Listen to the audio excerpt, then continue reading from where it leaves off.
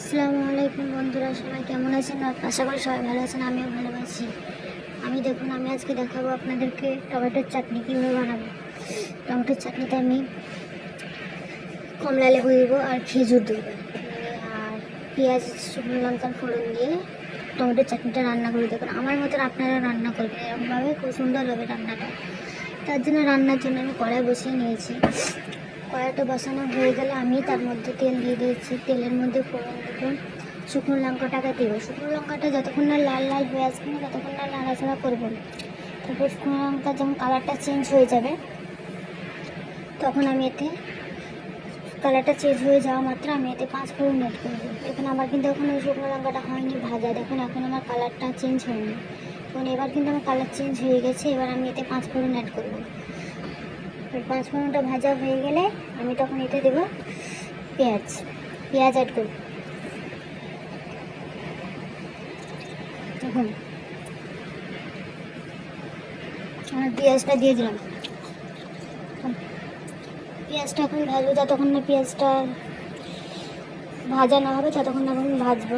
লাল লাল হয়ে আসবে পেঁয়াজটা, তখন আমি টমেটো দিয়ে দেবো। আমার কিন্তু পেঁয়াজটা এবার ভাজা হয়ে গেছে।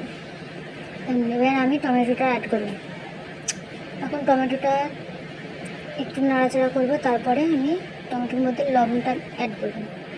কিছু না, সামান্য লবণ অ্যাড করবো, যাতে টমেটোর জলটা একটু তাড়াতাড়ি বেরিয়ে যায়।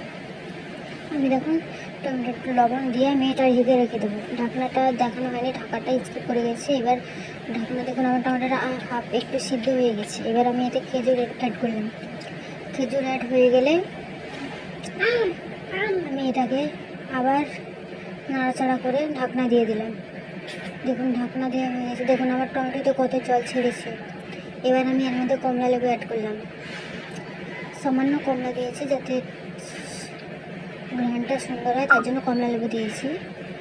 আর এবার কমলা লেবুটা দেওয়া হয়ে গেছে। এবার আমার দেখুন টমেটোটা গলে গেছে, সব কিছু গলে গেছে। এবার আমি পরিমাণ মতো চিনি দিয়ে দেবো। আপনারা যদি কম মিষ্টি খান তো কম চিনি দেবেন, আর বেশি খেলে বেশি দেবেন। দেখুন আমরা বেশি খাই তার জন্য একটু বেশি চিনিটা অ্যাড করেছি। তারপরে অ্যাড হয়ে গেলে আমি এবার শেষের মধ্যে দেবো পাকা তেঁতুল ভিজিয়ে রেখেছিলাম। দেখুন আমার পাকা তেঁতুল হয়ে গেছে। এবার পাকা তেঁতুলটা দিয়ে দেবো।